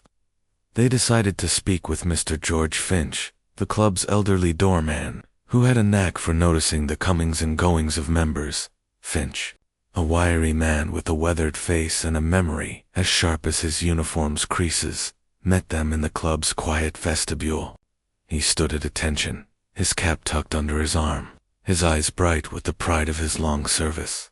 "Mr. Finch," Miss Marple began, her tone warm and inviting. "You've seen so much in your years here. Mr. Hawthorne and Mr. Poole were such close friends, weren't they? Did you ever notice anything between them? A tension, perhaps, or a moment that struck you as odd?" Finch rubbed his chin, his eyes thoughtful. "They were thick as thieves, Miss, always laughing, sharing stories. But lately, last month or so, Mr. Poole wasn't himself. I saw him and Mr. Hawthorne in the cloakroom one evening, speaking low. Mr. Hawthorne said something about coming clean, and no more secrets. Mr. Poole looked pale, almost angry. He said, 'You wouldn't dare,' and walked off. I thought it queer, but I didn't pry." Miss Marple's needles paused, her expression serene, but her mind racing. "How very curious, Mr. Finch. Words like that can mean so much, can't they? It reminds me of two farmers in my village who argued over a shared debt until one took drastic measures. Thank you for sharing. It's so helpful." As Finch returned to his post, Inspector Crane turned to Miss Marple, his voice urgent. "That's damning, isn't it? You wouldn't dare. It sounds like Hawthorne had something on Poole, something worth killing to keep quiet." Miss Marple nodded, her eyes distant. "Indeed, Inspector. A financial secret, an old debt, a threat to expose it. These are the roots of motive. Mr. Poole was at the bar, close enough to slip cyanide into that glass in a moment's distraction. but we must be sure. His grief is real, but so, perhaps, is his guilt. Crane made a note, his expression grim. We'll dig deeper into Poole's finances, see if Hawthorne's audit threat had teeth, and we'll check for any access to cyanide chemical suppliers, old contacts. If he's our man, we'll find the link. Miss Marple's needles resumed their rhythm, her mind weaving the new clues into the tapestry of the case. Ernest Poole's loyalty, his old wound, his whispered argument, they were threads, each pulling her closer to the truth. She thought of a curate in St. Mary Mead, whose gentle demeanor hid a theft driven by desperation. Poole, she sensed, was a man at a crossroads, his friendship with Hawthorne a fragile bridge over a chasm of resentment.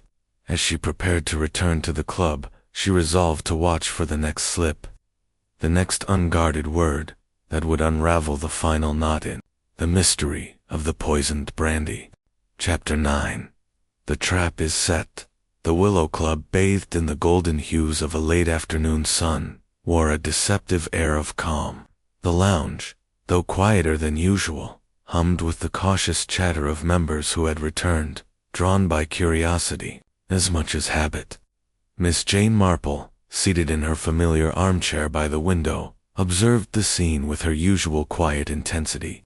Her knitting needles moved rhythmically, a soft counterpoint to the thoughts weaving through her mind. The threads of Reginald Hawthorne's murder were tightening. Tom Bradley's nervous distraction, Mrs. Wentworth's veiled ambition, Lionel Drake's bitter envy, and Ernest Poole's shadowed loyalty, now tinged with the weight of an old debt. And a whispered threat? The pattern was emerging, but Miss Marple knew the final stitch required a careful hand. Inspector Crane approached her, his face set with purpose. "Miss Marple," he said, keeping his voice low, "we've dug into Poole's finances.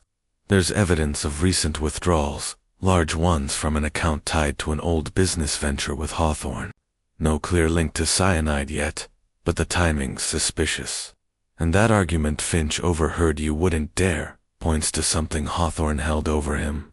I'm thinking we need to shake things up, see who flinches." Miss Marple's eyes twinkled behind her spectacles. "A splendid idea, Inspector. People reveal themselves when pressed, don't they? Like my neighbor's cat, so composed until you rattle its dish. Suppose we arrange a gathering here at the club, a small memorial for Mr. Hawthorne. It would bring our suspects together, and in such moments, secrets have a way of slipping out." Crane nodded, his expression grim but approving. "A memorial formal. Enough to draw them in, informal enough to loosen tongues. We'll have plainclothes officers in the room, watching every move. What do you want to do, Miss Marple? Stir the pot yourself." Miss Marple's needles paused, her smile faint but knowing. "Oh, I'll merely be an old woman chatting, Inspector. But a few well-placed words can stir a great deal. Let's invite Mr. Bradley, Mrs. Wentworth, Mr. Drake, and Mr. Poole, and perhaps a few other members to keep it natural. The bar should be open, don't you think? It's the heart of this mystery."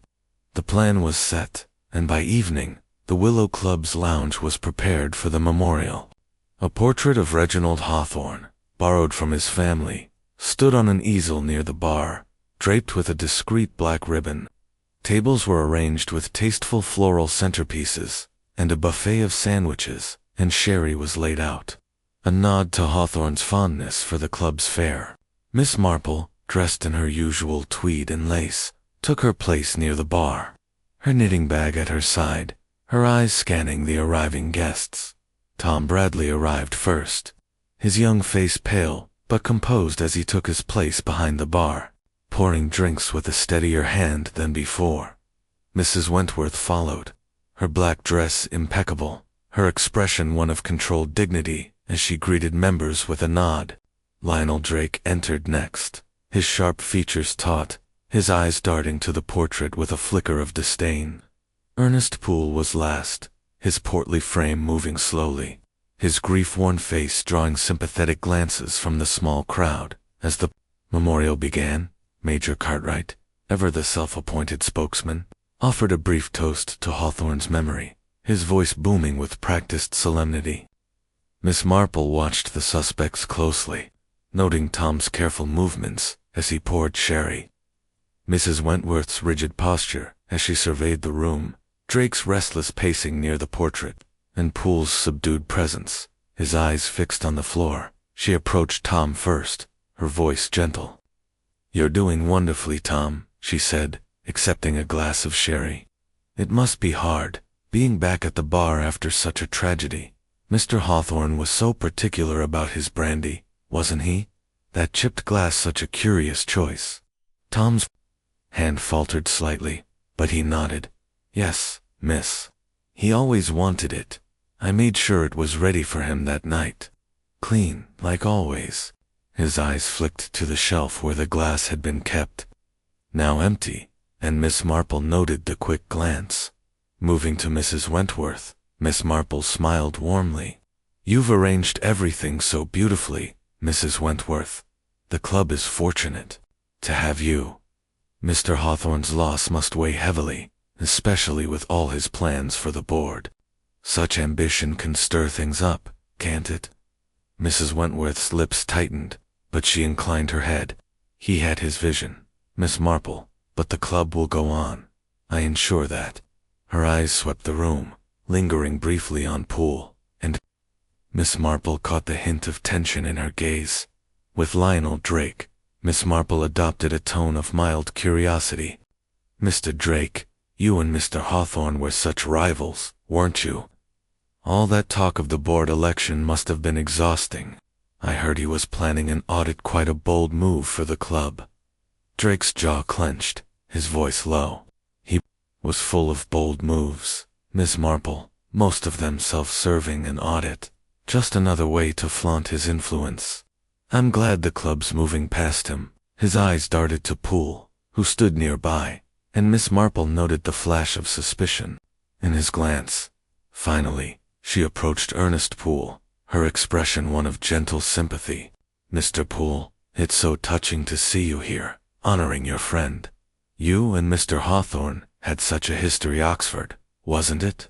I heard there was a girl once, Lillian, who caused a stir between you. Old stories like that do linger, don't they?" Poole's face paled, his hand tightening on his glass. "Lillian," he said, his voice strained. "That was a lifetime ago, Miss Marple. Reginald and I laughed about it over the years. Just a youthful folly."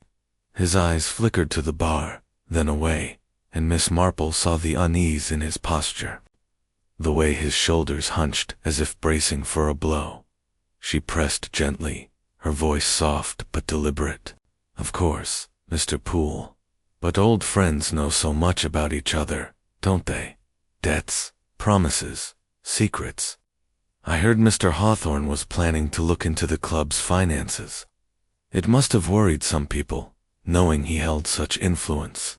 Poole's smile was forced, his voice barely above a whisper. "Reginald was always stirring things up. It was his way. I didn't pay it much mind." He excused himself abruptly, moving toward the buffet, his hands trembling slightly. Ms. Ma signaled to Inspector Crane, who had been watching from a corner with his plainclothes officers. "Inspector," she whispered. Mr. Poole's reaction to Lillian's name was telling, and his unease at the mention of the audit. "Did you see his hands? We must keep a close eye on him. Perhaps a discreet check of his belongings." Crane nodded, his expression alert. "I'll have one of my men follow him when he leaves. If he's carrying anything cyanide, papers, anything incriminating, we'll find it." As the memorial continued, Miss Marple mingled, her ears attuned to every whisper, her eyes catching every glance. She noted Tom's careful avoidance of the brandy bottle, Mrs. Wentworth's sharp watchfulness, Drake's restless energy, and Poole's growing agitation. When Poole slipped out to the cloakroom, claiming a need for air, Miss Marple nodded to Crane. A plainclothes officer followed discreetly, returning minutes later with a whispered report. A small vial, empty, but with a faint almond-like odor, was found in Poole's coat pocket.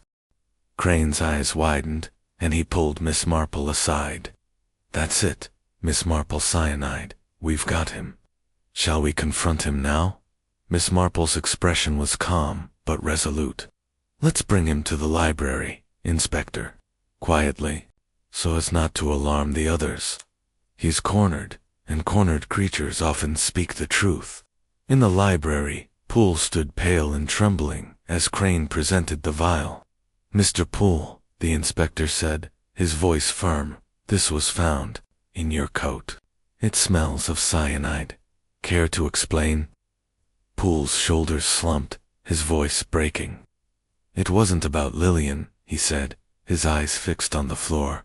That was old pain, forgotten. But Reginald, he found out about my accounts, a bad investment years ago, money I'd hidden. He said he'd expose me, ruin me, unless I backed his board bid. I couldn't let him. I got the cyanide from an old chemistry set, just a small amount. I didn't mean for it to go this far. Miss Marple's eyes were kind but unflinching. You loved him, Mr. Poole, but you feared him too, didn't you? It's a sad thing, when friendship turns to betrayal. Poole nodded, tears streaming down his face. I didn't want to lose everything. He left me no choice. As Crane signaled for his officers to take Poole away, Miss Marple returned to the lounge, her knitting bag in hand. The memorial continued, unaware of the drama unfolding in the shadows. She thought of a gardener in St. Mary Mead who had poisoned a rival's plants to protect his pride. Human nature, she mused, was a tangle of love and fear, and Poole's confession was the thread that had unraveled it all. Chapter 10. The final clue. The Willow Club's lounge, as evening deepened, took on a somber glow, the chandeliers casting soft light over the polished tables and subdued faces of the members. Gathered for Reginald Hawthorne's memorial, the air was thick with the scent of sherry and hushed conversations, a fragile veneer of normalcy over the undercurrent of suspicion. Miss Jane Marple, seated in her usual corner, her knitting untouched, watched the scene with eyes that missed nothing. The traps set at the memorial had borne fruit. Ernest Poole's confession, prompted by the discovery of the cyanide vial, had unraveled the mystery's core. Yet, as she sipped her tea, Miss Marple felt a quiet unease, a sense that the pattern, though nearly complete, held one final stitch to be secured. Inspector Crane approached, his expression a mix of triumph and fatigue. He sat beside her, keeping his voice low to avoid the ears of nearby members. Miss Marple, Poole's confession ties it all up. The vial, his financial motive, his opportunity at the Borit's airtight. We're preparing to charge him. But you look thoughtful. Is there something we've missed? Miss Marple's eyes twinkled faintly, her voice soft but deliberate. You've done splendidly, Inspector. Mr. Poole's confession is compelling, and the vial is a damning clue. Yet, I can't help but wonder if we've seen the whole picture. In my village, I once knew a man who confessed to a theft to protect another. Confessions, you see, can sometimes be a shield. We must be certain every thread is in place. Crane's brow furrowed, his notebook open in his lap. You think Poole's covering for someone? Or that there's more to his story? His motive, Hawthorne's threat to expose his financial misdeeds, seems solid, and the cyanide matches the coroner's report. Miss Marple nodded, her fingers brushing the edge of her knitting bag. Indeed, it fits neatly, but neatness can be deceptive. The vial was in his coat, yes, but the bar was a public place, and coats are left unattended. Suppose someone else placed it there, knowing we'd search. And Mr. Poole's grief, it's so raw, so genuine. I wonder if he's protecting someone, or perhaps unaware of another's hand in this. Crane leaned back, his eyes narrowing. You're suggesting a setup, but who? Bradley? Wentworth? Drake? They've all got their own motives, but none as strong as Poole's. And the vials sent cyanide unmistakable. Miss Marple's smile was faint, her gaze drifting to the bar, where Tom Bradley was clearing glasses with a careful hand. Let's consider the bar itself, Inspector. It's the heart of this crime, isn't it? Mr. Hawthorne's chipped glass, so well known, was a perfect target, but who knew it best? Not just the members, but the staff. I'd like to speak with one more person, someone who sees the bar's daily rhythm. Perhaps Mrs. Lucy Hayes again. She was so observant last time.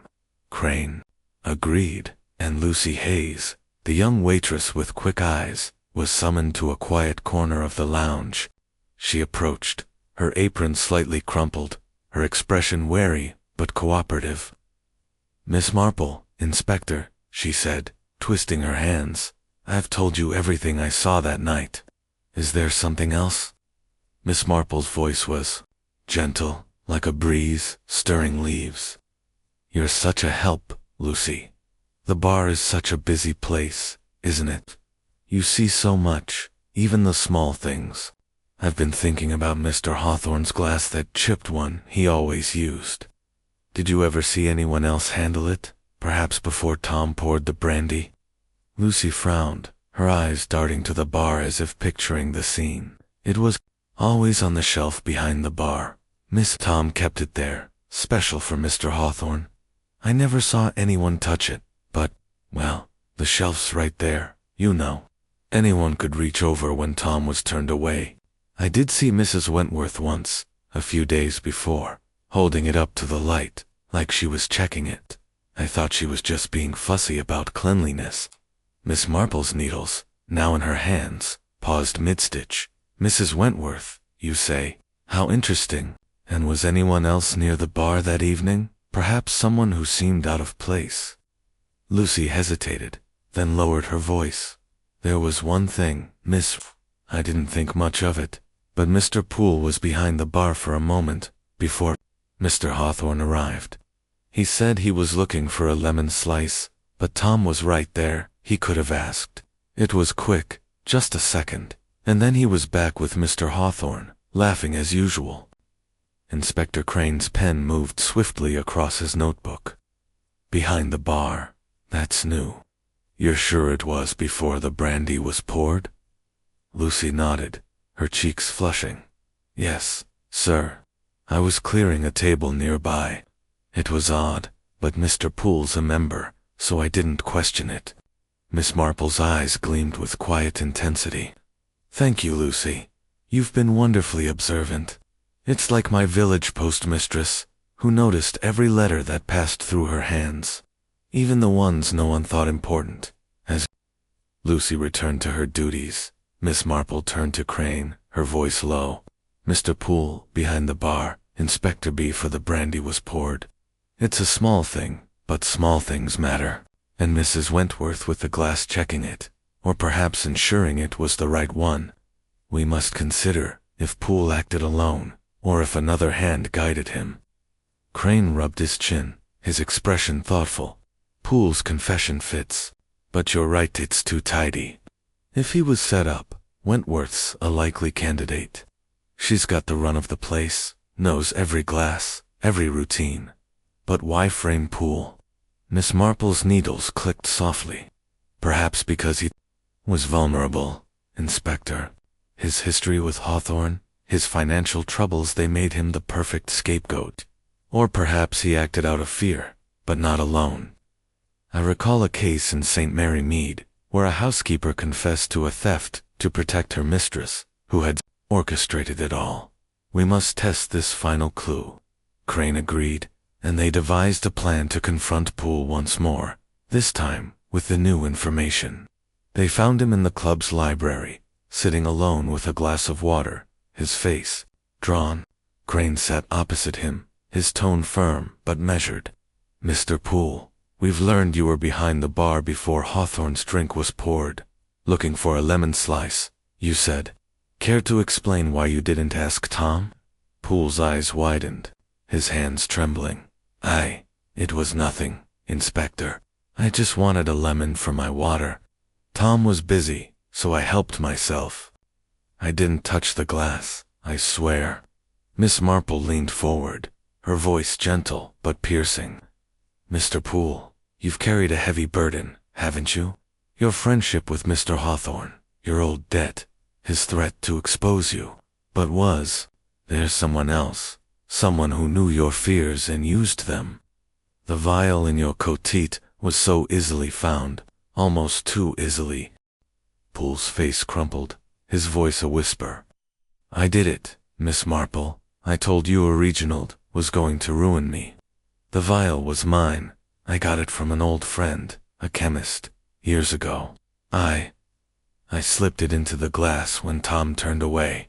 Number one else was involved. It was me. Miss Marple's eyes softened, but her mind was unrelenting. And yet, Mr. Poole, you were behind the bar earlier, and Mrs. Wentworth was seen with the glass days before. If someone suggested the act, or placed the vial to ensure your guilt, would you know? Poole shook his head, tears welling. No one else. I acted alone. I couldn't let him destroy me. Crane signaled to an officer, who stood ready to escort. Poole, we'll verify your story. Mr. Poole, if there's more, now's the time to say it. As Poole was led away, Miss Marple turned to Crane, her expression grave. He's protecting no one, Inspector. His guilt is clear, but it's the weight of it that strikes me. The vial, the opportunity, the motive, they all fit, but his despair. It's as if he was driven to it, not just by Hawthorne, but by his own heart. Crane closed his notebook, his voice low. We've got our man, Miss Marple. The case is closed, thanks to you. But you still look troubled. Miss Marple's needles resumed their rhythm, her eyes distant. It's only that human nature is so complex. Inspector, Mr. Poole's confession is the truth, I believe, but it's a sad truth. A friendship broken by fear, a life ended by a moment's desperation. It reminds me of a vicar in St. Mary Mead, who forgave a thief, only to learn the thief had betrayed him again. We found our answer, but the heart of it lingers. As they left the library, the club's lounge continued its quiet hum, unaware of the resolution unfolding in its shadows. Miss Marple gathered her knitting, her mind already turning to the quiet of her cottage, where the final threads of the case would settle into place. Chapter 11.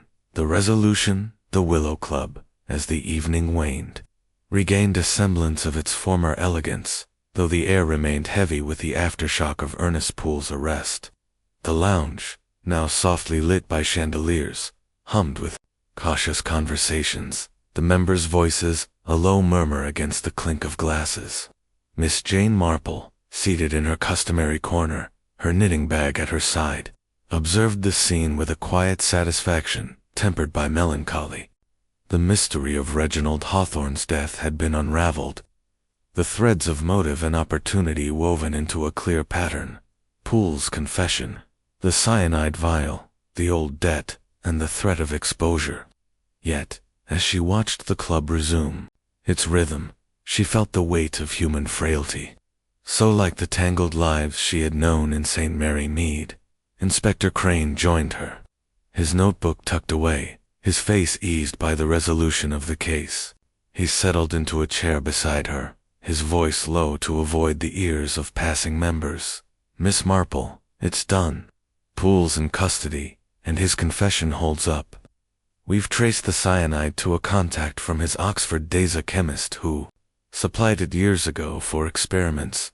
Poole kept it, he says, as a relic of his reckless youth, until Hawthorne's threat brought it out. The case is closed, thanks to you. Miss Marple's eyes twinkled faintly, her hands resting on her knitting. You're too kind, Inspector. I only listened, as one does in a village.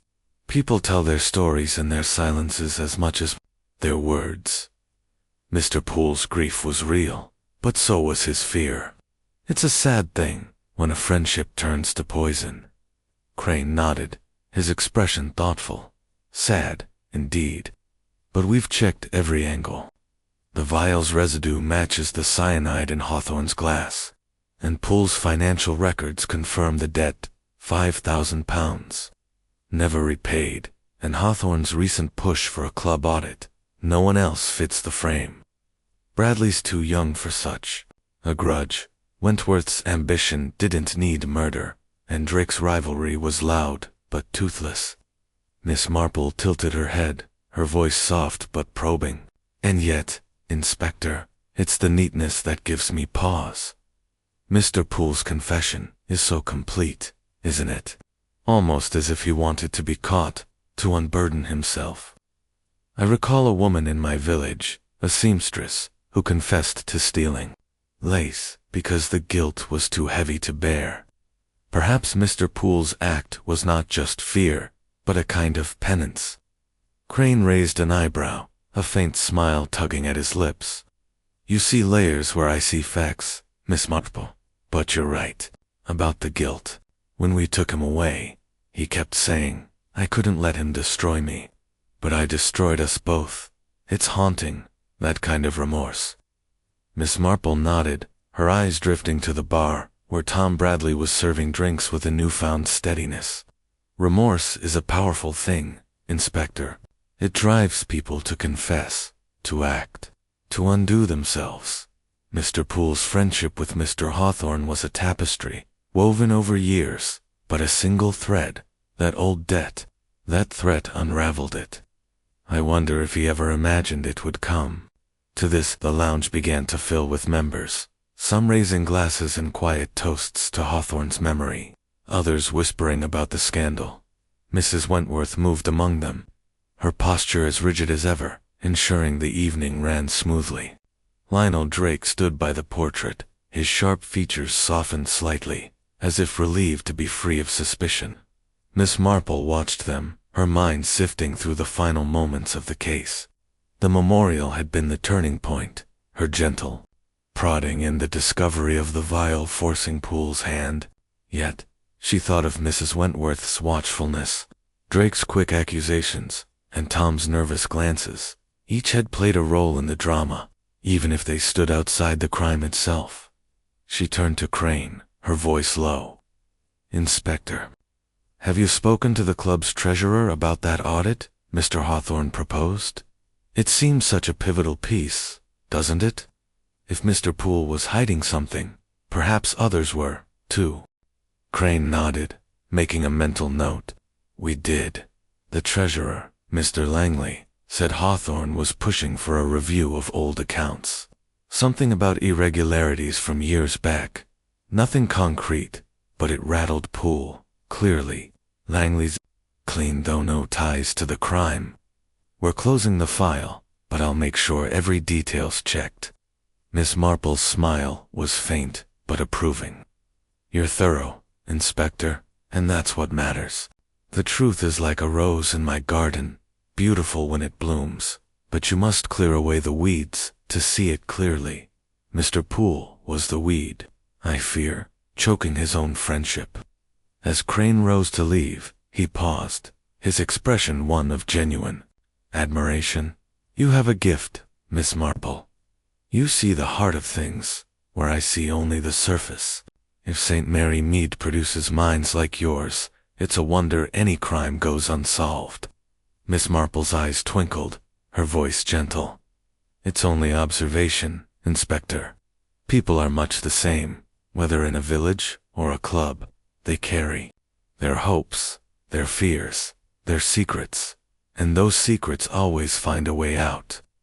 As the inspector departed to finalize his report, Miss Marple gathered her knitting bag and rose, her steps slow but purposeful. The lounge continued its quiet hum, the members unaware of the resolution that had unfolded in their midst. She glanced at the bar, its polished surface gleaming under the light. No longer a stage for tragedy but a reminder of human frailty. Poole's confession, she thought, was the final act. But the play itself, the story of loyalty and betrayal, would linger in the club's memory, just as it would in hers. She stepped into the cool evening air, the lights of St. Mary Mead, twinkling in the distance. The Willow Club, for all its elegance, was a mirror of her village, where hearts hid their thorns until circumstance forced them to bloom. As she walked home, her mind already turning to the quiet of her cottage, Miss Marple felt a quiet resolve. The case was closed, but the lessons of human nature would remain. ready to guide her through the next puzzle life might bring. Chapter 12. A quiet evening, the soft glow of firelight danced across Miss Jane Marple's sitting room, casting gentle shadows on the chintz curtains and the polished oak table where her tea tray sat. Outside, the evening air of St. Mary Mead was crisp, the village hushed under a blanket of stars. Her knitting, a neatly finished scarf, rested in its basket, a testament to hours spent unraveling the mystery of Reginald Hawthorne's death. The case, now closed with Ernest Poole's confession and arrest, had left its mark not on the Willow Club alone, but on Miss Marple's quiet reflections. She sipped her tea, her sharp eyes gazing into the fire, her mind sifting through the threads that had woven the tragedy. A chipped glass, a vial of cyanide, a friendship broken by fear and betrayal. The Willow Club had resumed its polished rhythm, the scandal of the poisoned brandy already fading into whispers, as scandals do. Miss Marple, back in the familiar comfort of her cottage, felt the weight of the case settle into place, like a book closed after its final chapter. Ernest Poole, driven by the specter of a financial scandal and Hawthorne's threat to expose it, had confessed to slipping cyanide into the fatal glass. The motive, rooted in an old debt and a newer fear, was as clear as the evidence.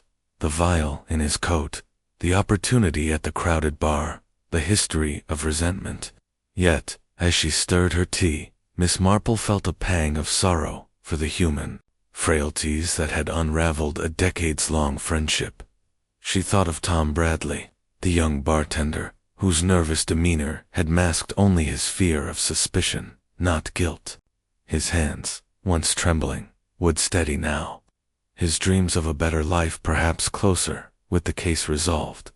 Mrs. Clara Wentworth, with her iron control and unspoken ambition, would continue to rule the club, her gaze ever watchful, her secrets if she had any still her own. Lionel Drake, his envy no longer a shadow over his path, might yet secure the board seat, though Miss Marple suspected his temper would find new outlets. And Poole, poor Poole, whose loyalty had crumbled under the weight of desperation, would face justice, his grief a heavy companion. The fire crackled, and Miss Marple's thoughts drifted to a similar case in St. Mary Mead.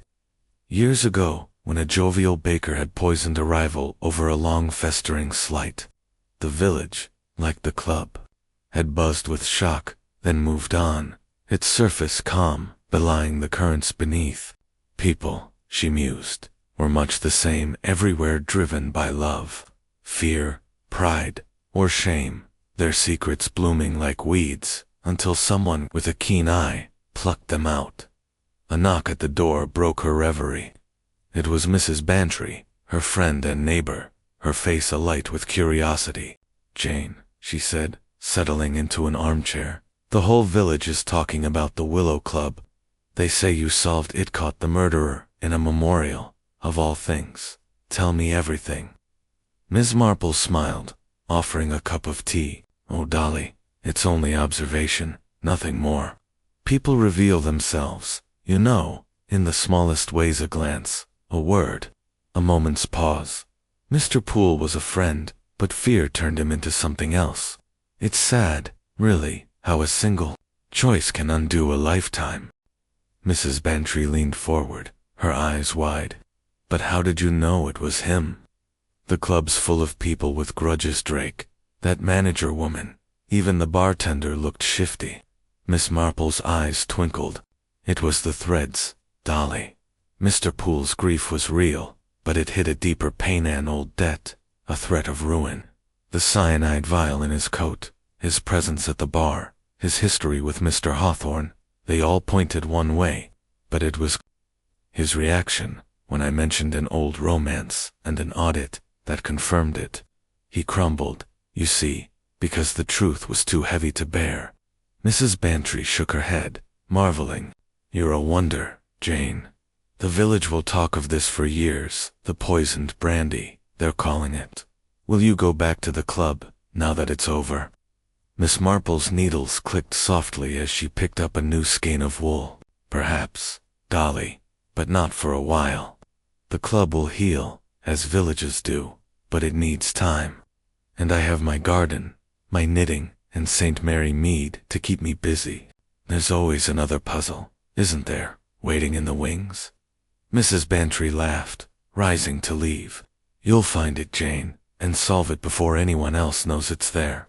Good night, and don't stay up too late with those needles. As the door closed, Miss Marple returned to her tea, her gaze settling on the fire. The poisoned brandy case was closed, its secrets laid bare, but the lessons of human nature lingered.